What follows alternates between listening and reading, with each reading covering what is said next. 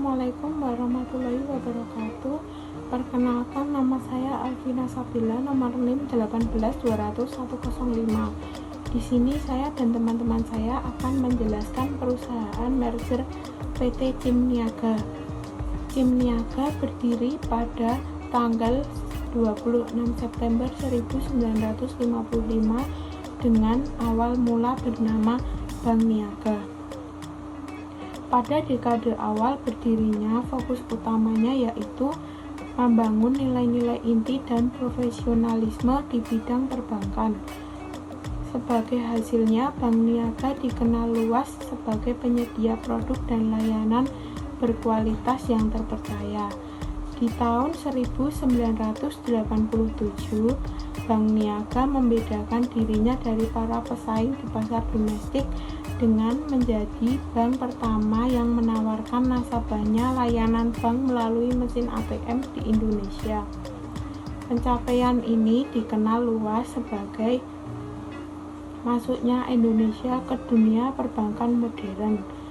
Kepemimpinan bank penerapan teknologi terkini semakin terkenal pada tahun 1991 dengan menjadikan yang pertama memberikan nasabahnya layanan online. Demikian presentasi dari saya, akan dilanjutkan oleh teman saya, Mega Esther Gaidian. Kita masuk di profil dan sejarah perusahaan. Dalam transaksi terpisah, Kasana yang merupakan pemilik saham mayoritas CIMBD Group Holdings mengakuisisi kepemilikan mayoritas Lippo Bank pada tanggal 30 September 2005.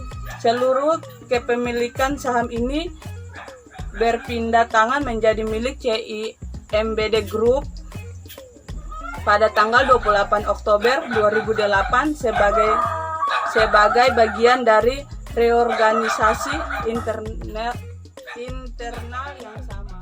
Selanjutnya di slide ke-6, profil dan sejarah perusahaan. Sebagai pemilik saham pengendali dari Bank Niaga melalui CIMB Group dan Lippo Bank sejak tahun 2007, Khazanah memandang penggabungan atau merger sebagai suatu upaya yang harus ditempuh agar dapat mematuhi kebijakan Single Presence Policy atau SPP yang telah ditetapkan oleh Bank Indonesia. Penggabungan ini merupakan merger pertama di Indonesia yang terkait dengan kebijakan SPP. Pada bulan Mei 2008, nama Bank Niaga berubah menjadi CIMB Niaga.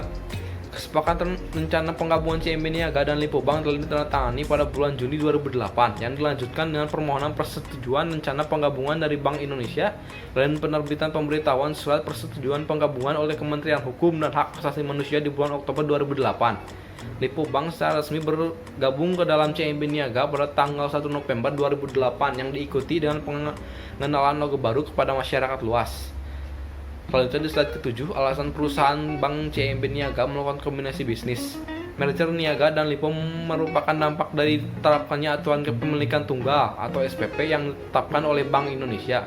Ketentuan SPP mewajibkan kepemilikan tunggal bagi pemegang saham pengendali di lebih dari satu bank. Oleh karena itu, Khazanah berhak selaku pemilik Bank Niaga dan Lippo memutuskan untuk melakukan merger.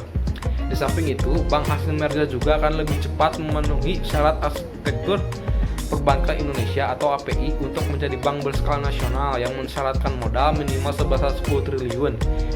Merger itu juga akan melahirkan sinergi positif. Lippo yang dikenal cukup kuat di usaha kecil menengah UKM dan sistem pembayaran payment back diyakini akan bias menopang bisnis Niaga sebagai pemain kuat di segmen korporat dan kredit perumahan.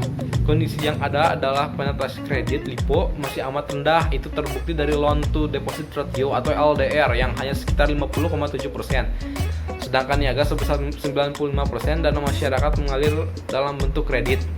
Saya akan melanjutkan slide berikutnya, yaitu keadaan Bank Cim Niaga setelah merger. Yang pertama, ROE Bank Cim Niaga yang menurun sesudah merger ini menunjukkan bahwa kemampuan modal sendiri untuk menghasilkan laba dari aktivanya mengalami penurunan.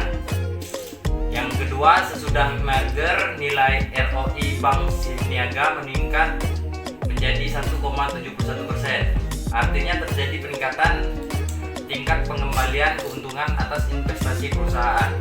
Yang ketiga, setelah merger mengalami peningkatan laba kotor yang diterima bank jika dilihat pada tabel rata-rata GPM sebelum dan sesudah merger. Yang keempat, terjadi peningkatan sesudah merger, di mana rata-rata sebelum merger pada Bank Lipo sebesar 10,75% dan pada Bank Niaga sebesar 16,98%, mengalami peningkatan setelah merger pada Bank Niaga dengan nilai rata-rata rasio NPM sebesar 36,27%.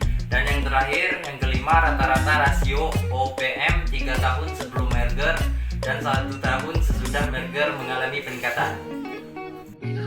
Baik, saya lanjutkan untuk slide berikutnya, yaitu siapa perusahaan superior bila di merger. PT Pemeringat Efek Indonesia atau Povindo menegaskan peringkat IDAA untuk PT Bank CIMB Niaga Tbk sekaligus obligasi perusahaan yang masih beredar. Kemudian peringkat IDAA untuk suku muda rubah berkelanjutan 1 tahun 2018. Povindo juga menegaskan peringkat IDAA untuk obligasi subordinasi 3 tahun 2018 dan obligasi subordinasi 1 tahun 2019.